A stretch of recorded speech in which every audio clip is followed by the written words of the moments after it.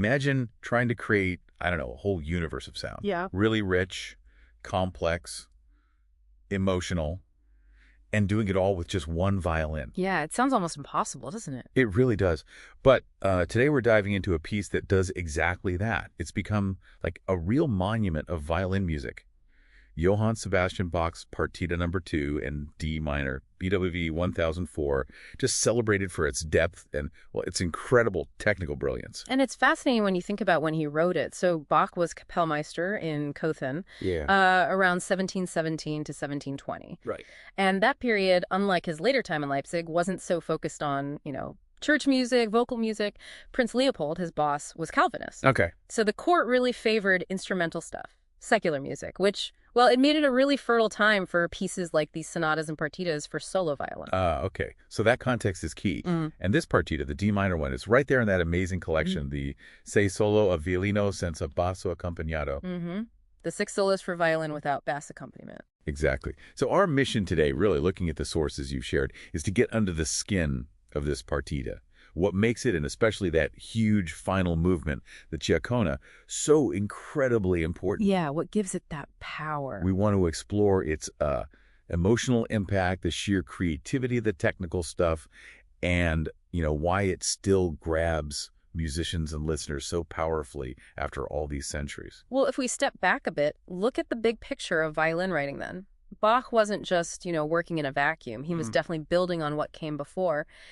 There was this whole German tradition of polyphonic violin writing. You think of composers like Bieber, Westhoff. They were already pushing what a solo violin could do. Polyphonic, meaning multiple lines at once on one violin. Kind of implied, yeah. And he was also soaking up all the exciting technical stuff coming out of Italy, Corrente, Vivaldi, masters of the instrument. Okay, so let's unpack that. You've got the German focus on like weaving melodies together, even though it's just one instrument. And then the Italian flair for virtuosity, really showing off what the violin can do. It sounds like Bach took both of those. Exactly. He synthesized them and, as the sources suggest, really elevated the solo violin to a whole different place. He's hinting at these complex harmonies, this intricate counterpoint, independent melodies playing against each other, all through what looks like just a single line of notes. It's pretty mind-blowing. There really is. And the manuscript itself, the physical copy, that's got its own story. The autograph, dated 1720, it almost didn't make it. Rediscovered in the early 19th century by Georg Polcho. Apparently it was found amongst papers that were going to be used as like wrapping material. No way. Wow. Makes you think, doesn't it? Yeah. How easily these things could just vanish. Totally. And it also brings up this interesting question. Could Bach himself actually play these incredibly hard parts? Yeah, that's a good point. We know he was a decent violinist, but some of this music sounds, well, superhuman. Right. The sources lean towards thinking maybe they were really intended for the top players in his circle. Maybe Joseph Spies, the concertmaster in Köthen, or the famous Johann Georg Pisendel.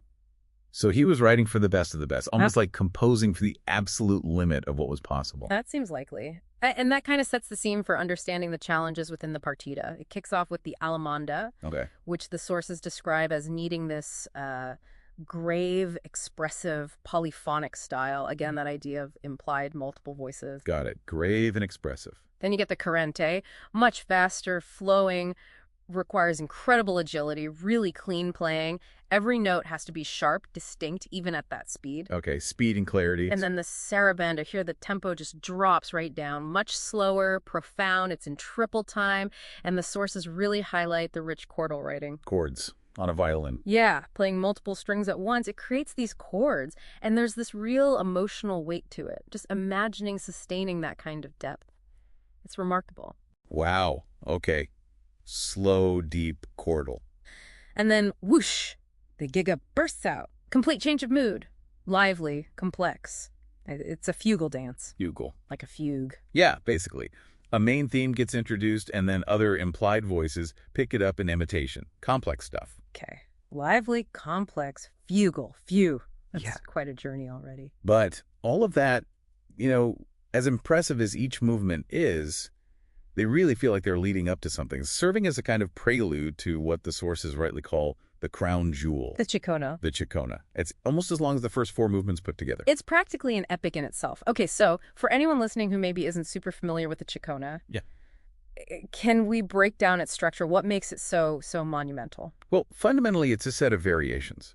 But not just any variations. It's built over this repeating four-bar bass line. An ostinato. Exactly, an ostinato, Yeah. that repeating phrase. And a recurring harmonic pattern, too. But what's just so ingenious is how Bach takes that simple foundation and builds this enormous, breathtaking structure of musical ideas on top of it. And the range of techniques he uses, the sources point this out. It's incredible. You get these powerful arpeggiated chords. Yeah, where the notes of the chord are played really fast, one after another, creates this full sound, almost like a mini orchestra. Right, and then these super fast scale passages that must demand insane precision, and then these moments of just ethereal melody floating above it all. And those multiple stops, again, playing 2, 3, even 4 strings at once for those rich chords, it really pushes the violin to its absolute limit. So compared to other solo violin stuff from that time, Bieber, Westhoff. Yeah, while those guys were definitely exploring the instrument, Bach's sonatas and partitas, and especially the Ciaccona, they just reach a level of, well, structural complexity, that polyphonic richness we talked about, and sheer emotional depth that was, well, frankly, unmatched. Many would say it still is. Okay. Now, beyond just the notes and the technique, there are these other layers, right? These mysteries and interpretations around the partita. The sources mention a couple of really interesting things, starting with the title itself, Sei Solo. Ah, yes. It's clever, isn't it? Sei solo obviously means 6 solos. Right. But the Italian phrase, sei solo, it can also mean you are alone. And given how solitary it must feel performing these pieces, especially something as intense and inward-looking as the Ciaccona, it makes you wonder, doesn't it, if Bach maybe intended that extra layer of meaning, that feeling of profound solitude. It certainly adds this poignancy. And then there's that really compelling theory, though, it's debated about the Ciaccona being a tombeau. Musical memorial. Yeah, a memorial for his first wife, Maria Barbara. She died really suddenly in 1720 while he was away.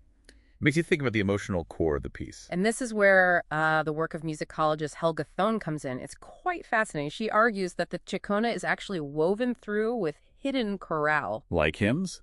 Exactly. Traditional Protestant hymns often linked to themes of death, but also resurrection. And she also gets into numerology, suggesting that the number of notes or bars, the structure itself, might hold symbolic meaning, tied to theology, maybe even specific events in Bach's life.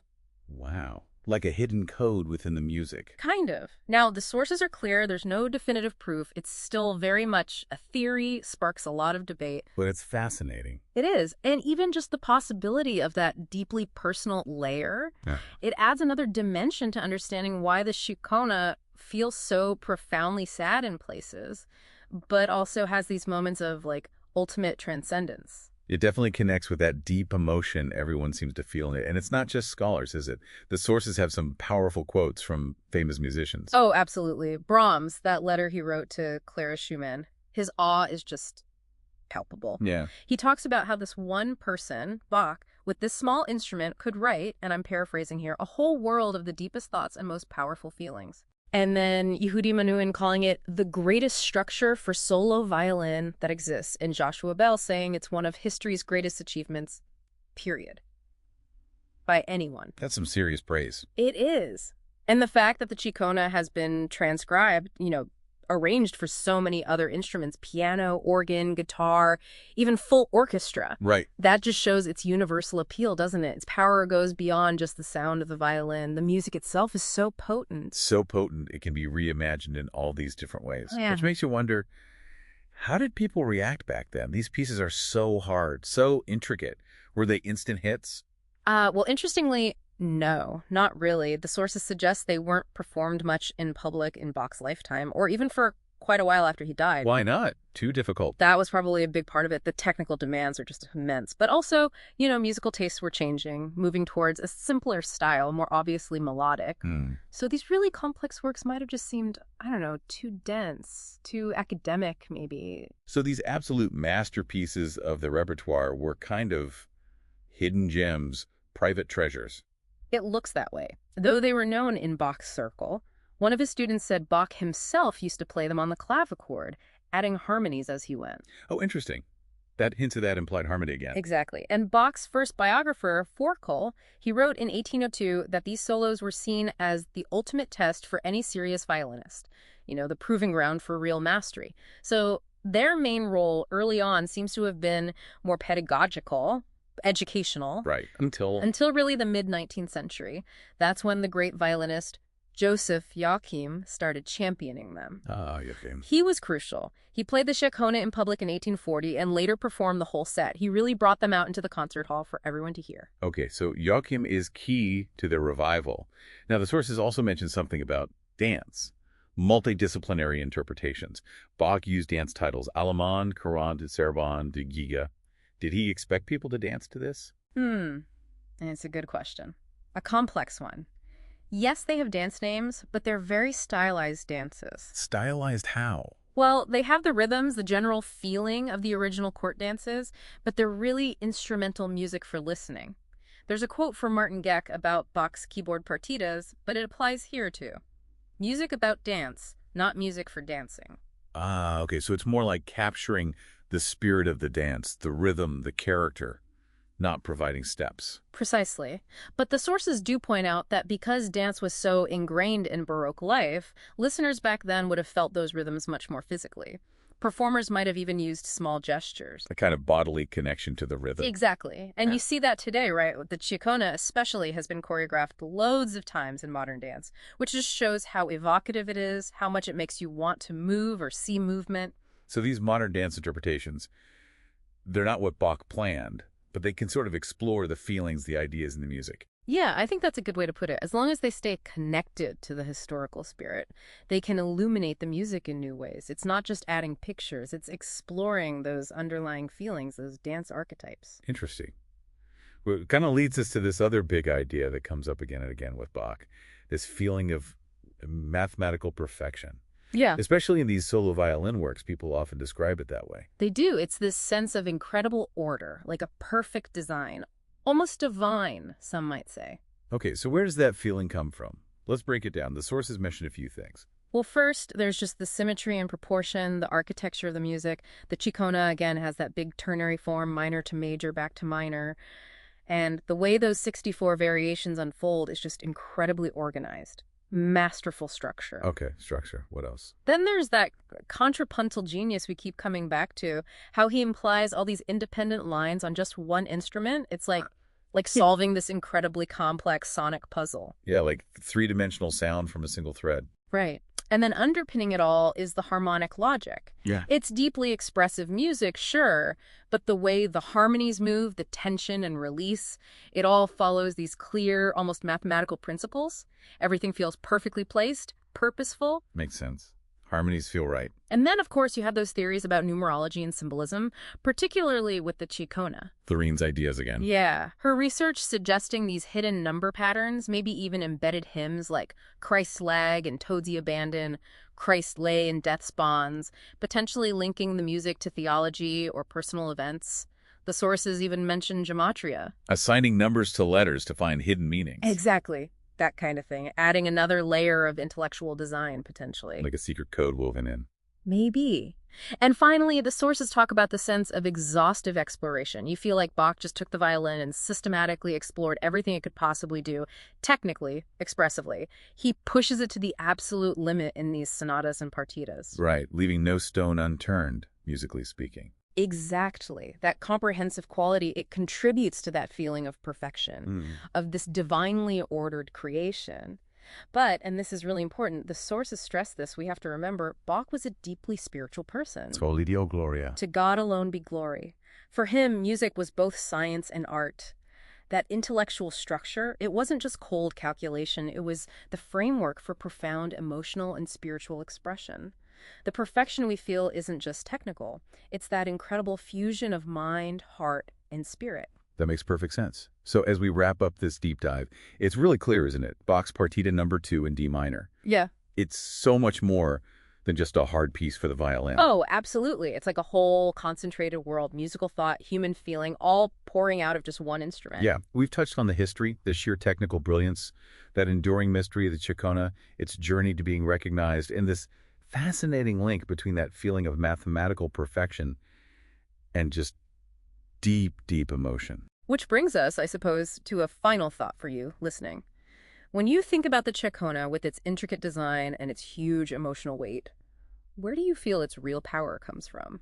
Is it more in that intellectual perfection, that flawless structure? Mm-hmm. Or is it really about how it connects with our own deepest human stuff? Yeah. Joy, sorrow, loss, maybe even transcendence. What does this incredible piece, born from just one solitary violin, tell us about the potential that lies within ourselves? Something to ponder, perhaps.